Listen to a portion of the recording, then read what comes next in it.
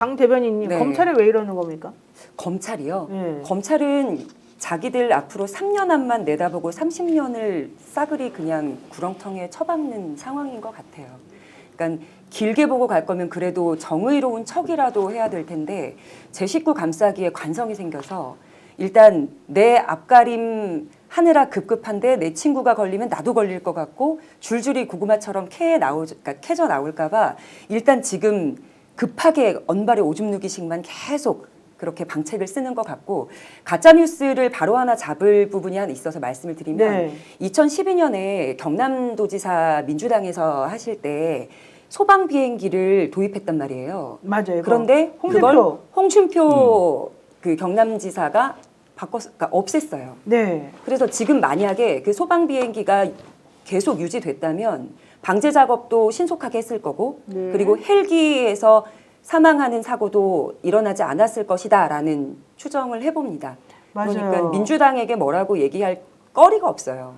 국민의힘이 저렇게 해놓은 거예요. 왜 심지어 김두관 전 경남지사가 중도 사퇴하고 2012년 12월 취임한 새누리당의 홍준표 경남지사는 이듬해인 2013년 2월 5일에 실무권장 회의에서 문제를 제기해서 야간 실험도 해보지 않고 20억 원이나 되는 도민 세금을 들여 엉터리로 계약했다. 그러면서 이 소방 비행기에 대해서 개선책을 지시했는데 그 무렵 진행되던 재계약은 없던 일로 돼버리고 결국은 실제 저 비행기가 아무런 효능을 발휘하지 못한 채 묶여있는 예, 상황에서 사천에 그냥 3년간 묵혀있다가 그렇죠. 활동 안 하고 그래서 그대로 이번에 산불 폐기됐습니다. 진화도 못하고 이제 네. 이렇게 됐다는 얘기인 그래서 거죠. 하도 국힘 쪽 극우들이 가짜 뉴스를 자꾸 만들어내니까 팩트를 보여줘야 되겠다. 그냥 아니야, 그건 아니야라고 하기보다는 이런 거 니네가 없앴잖아.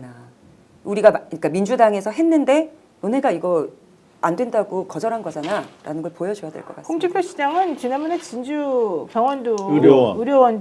예, 없애더니 이제는 소방 비행기마저 없애고 정말 왜 이렇게 한치 앞을 못 내다보시고 그러시는지 모르겠네요. 결국에는 정치인들이 결정했던 것이 역사적으로 평가를 받게 되는 것 같습니다. 결국에는 또 이 대선도 조기 대선이 열리면 네. 나오려고 했던 것 아닙니까? 그렇죠. 저런 것들로 이제 다시 재평가 받고 하는 것이죠.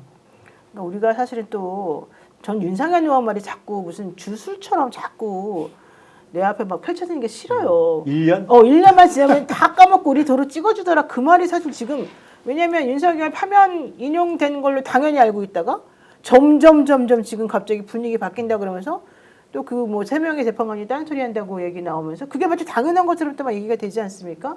근데 그런 걸 보면서 야 진짜 그 말이 맞나? 우린 정말 개돼지인가? 이런 생각을 안 할 수가 없게 됐어요. 근데 확실히 그 3월 7일 날 구속 취소 결정이 정말 되고 중요했어요. 예. 풀려난 다음부터 이해할 수 없는 일들이 계속 거듭된 건 틀림없는 사실이에요. 뭐 그 직후에 검찰의 즉시항고 포기도 말도 안 되는 상황이었지만 김성문 경호처장에 대한 구속영장이 기각되는 법원에서 거. 기각될 거라고는 생각지도 않았는데 그 기각이 됐단 말이에요. 그 뭔가 좀 그 물밑에서 무슨 공작 내지는 뭐 작전을 하고 있나 어떻게 이런 일들이 계속 일어나는지 잘 이해는 안 그 돼요. 말이 맞는 게 김민석 수석 최고가 오늘 페이스북에 썼지 않습니까? 보이지 않는 손이 움직이는 것 같다.